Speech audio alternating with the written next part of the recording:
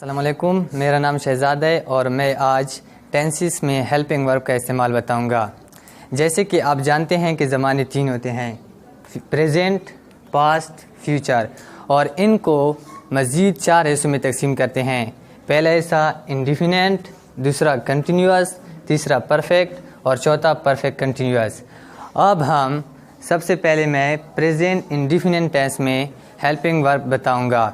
Present इंडिफिनेंट tense, present इंडिफिनेंट tense में helping verb do और does इस्तेमाल होते हैं और ये सादा फ़िक्रे होते हैं। जैसा कि मैं स्कूल जाता हूँ, आई गो टू स्कूल, इसमें कोई हेल्पिंग वर्ब इस्तेमाल नहीं होता। लेकिन जब मैं इनको नेगेटिव बनाऊँ तो हेल्पिंग वर्ब इसमें इस्तेमाल होता है। जैसा कि मैं स्कूल नहीं जाता हूँ, I do not go to school. अगर मैं इनको सवालिया बनाऊँ तो हेल्पिंग वर्ब को फ़िक्रे की शुरू में लाते हैं। अब बनेगा कि क्या मैं स्कूल जाता हूँ, do I go to school. Present continuous, present continuous में इज़, एम, आर इमदादी फ़ेल इस्तेमाल होते हैं। इज़ सिर्फ थर्ड पर्सन सिंगुलर के साथ, ही, शी, इट के साथ, एम सिर्फ आई के साथ, और आर जो है वो जमा सियो के साथ इस्तेमाल होता है। जैसा कि मैं स्कूल जा रहा हूँ, I am going to school. अगर मैं इनको इस का इस्तेमाल बताऊँ, वो स्कूल जा रहा है, he is going to school. अगर मैं जमा बनाऊँ कि वो स्कूल जा रहे हैं, तो they are going to school. Present perfect tense, present perfect tense में हैज़ और हैव इमदादी फ़ेल इस्तेमाल होते हैं। जैसा कि मैं स्कूल जा चुका हूँ, I have gone to school. अगर मैं इनको नेगेटिव बनाऊँ तो हैज़ या हैव इमदादी फ़ेल के बाद नॉट लगेगा कि मैं स्कूल नहीं जा चुका हूँ, I have not gone to school. अगर मैं इनको सवालिया में तब्दील करूँ तो हेल्पिंग वर्ब को फ़िक्र के शुरू में लाते हैं। जैसा कि have I gone to school. Present perfect continuous, present perfect continuous में हैज़ बीन या हैव बीन हेल्पिंग वर्ब इस्तेमाल होते हैं। जैसा कि मैं सुबह से स्कूल जा रहा हूँ, अगर मैं इनको इंग्लिश में कन्वर्ट करूँ तो I have been going to school since morning. अगर मैं इनको नेगेटिव बनाऊँ तो हैज़ या हैव के दरमियान नॉट लगा दिया जाता है। अगर मैं इनको नेगेटिव में कन्वर्ट करूँ कि मैं सुबह से स्कूल नहीं जा रहा हूँ, I have not been going to school since morning. अगर मैं इनको सवालिया में तब्दील करूँ तो हैज़ या हैव को फ़िक्र के शुरू में लाते हैं, फिर सब्जेक्ट लगता है और फिर बीन। जब क्या मैं सुबह से स्कूल जा रहा हूँ, have I been going to school since morning. Past, past indefinite tense, past indefinite tense में हेल्पिंग वर्ब सिर्फ डिड इस्तेमाल होता है, लेकिन वो नेगेटिव और सवालिया फ़िक्रों में इस्तेमाल होता है, और जो इनके सादा फ़िक्रे होते हैं उसमें कोई हेल्पिंग वर्ब इस्तेमाल नहीं होता। जैसा कि मैंने ख़त लिखा, आई रोट ए लेटर। अगर मैं इनको नेगेटिव बनाऊं कि मैंने ख़त नहीं लिखा तो हेल्पिंग वर्ब इस्तेमाल होता है, I did not write a letter. अगर मैं इनको सवालिया में तब्दील करूं तो हेल्पिंग वर्ब को फ़िक्र के शुरू में लाते हैं, did I write a letter. Past continuous tense, past continuous tense में वाज और वर्ब हेल्पिंग वर्ब इस्तेमाल होते हैं। वाज जो है वो थर्ड पर्सन सिंगुलर के साथ, और वर्ब जो है वो जमा सियो के साथ इस्तेमाल होता है। जैसा कि मैं ख़त लिख रहा था, I was writing a letter.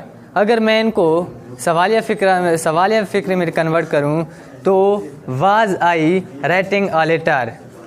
Past perfect tense, past perfect tense में हेल्पिंग वर्ब सिर्फ हैड इस्तेमाल होता है, हैड। जैसा कि मैं ख़त लिख चुका था, I had written a letter.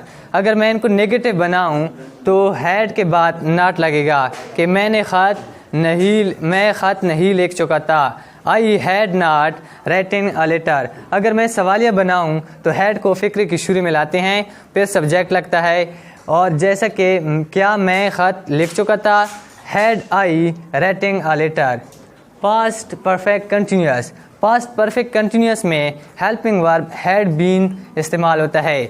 जैसा कि मैं सुबह से ख़त लिख रहा था, I had been writing a letter since morning. अगर मैं इनको नेगेटिव बनाऊं तो हैड और हैड के दरमियान नॉट लगा दिया जाता है और बीन इसके बाद लगता है। जैसा कि मैं सुबह से ख़त नहीं लिख रहा था, I had not been writing a letter since morning. अगर मैं इनको सवालिया बनाऊं तो हैड को फिक्र की शुरू में लाते हैं, फिर सब्जेक्ट लगता है और फिर बीन का लफ्ज़ लगता है। जैसा कि क्या मैं सुबह से ख़त लिख रहा था, had I been writing a letter since morning. Future indefinite tense. Future indefinite tense में शिल और विल इमदादी फ़ेल इस्तेमाल होते हैं। जैसा कि मैं क्रिकेट खेलूँगा, आई शिल प्ले क्रिकेट।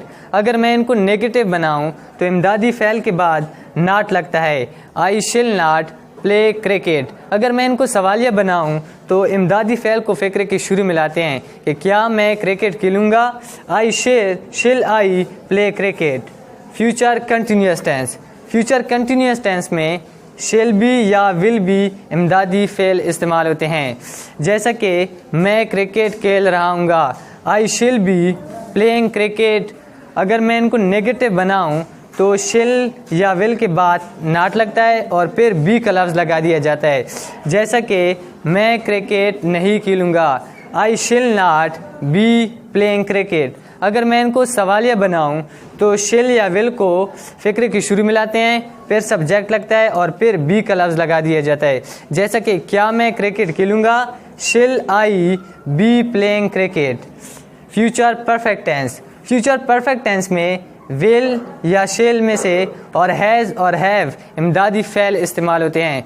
जैसा कि मैं क्रिकेट खेल चुका हूँगा, आई शिल के मुताबिक शिल के साथ हमेशा हैव लगता है, इसलिए आई शिल हैव प्लेड क्रिकेट। अगर मैं इनको नेगेटिव बनाऊं तो शिल या विल के बाद नॉट लगा दिया जाता है कि मैं क्रिकेट नहीं खेल चुका हूँगा, I shall not have played cricket. अगर मैं इनको सवालिया बनाऊं तो हेल्पिंग वर्ब को फ़िक्र की शुरू में लाते हैं, फिर सब्जेक्ट लगता है और फिर हैज़ या हैव में से कोई लफ्ज़ लगता है। जैसा कि क्या मैं क्रिकेट खेल चुका हूँगा, shall I have played cricket.